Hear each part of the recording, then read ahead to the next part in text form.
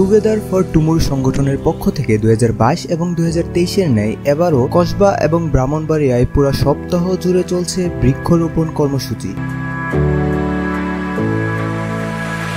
প্রকৃতি আল্লাহর দান, প্রকৃতিকে রক্ষা করা আমাদের দায়িত্ব। এই প্রতিবাদকে সামনে রেখে অন্যতম সামাজিক সংগঠন টুমুরে আমরা বনায়ন সামাজিক কর্মসূচি শুরু করি। বনায়ন কর্মসূচি আমরা সপ্তাহ ব্যাপী করবো। তার থেকে আজকে শুধু উদ্বোধন আমরা করছি বিশাল নিজের দুই পাশে সৌন্দর্য বর্ধন ফুল গাছ লাগানোর মাধ্যমে।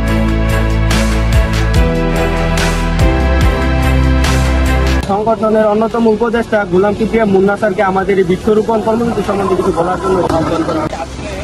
বৃক্ষরোপণের যে কার্যক্রম অনুষ্ঠিত হচ্ছে আমি সবাইকে সাধুবাদ জানাই এবং আমাদের টুগেদার ফর টুমুর সবসময় প্রতি বছরই সামাজিক বনায়নের কাজ করে থাকে। এই পরিবেশটা রক্ষা করা আমাদের দায়িত্ব। আপনাদের পরিবেশটা সুন্দর রাখুন, পরিচ্ছন্ন রাখুন, বৃক্ষরোপণ করুন।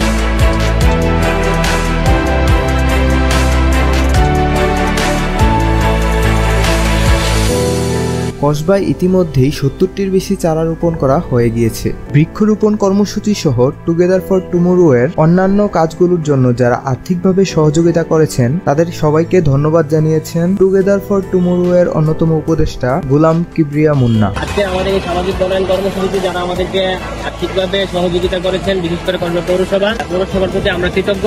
আমরা সবসময় চাই আমাদের এই সামাজিক ভালো কাজগুলোকে আপনারা সবাই সাধুবাদ জানাবেন এবং আমাদের সাথে সহযোগিতা করবেন একটা পরামর্শ দিয়ে হলেও। তো আমরা আমাদের সামাজিক ভালো কাজগুলো সবসময় আমাদের কসবা সহ সারা দেশে প্রচার করবো। আপনাদের সহযোগিতা এবং পরামর্শ নিয়ে ধন্যবাদ আপনাদেরকে যারা আমাদেরকে সহযোগিতা করেছেন।